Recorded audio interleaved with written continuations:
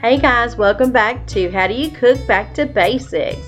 Today we're going to be making green peas from a can. First thing you're going to want to do is pop that top, pour those peas, water and all, in a small pot. Add 1 tablespoon of butter. Now you'll want to move that pot over to a small eye on your stove.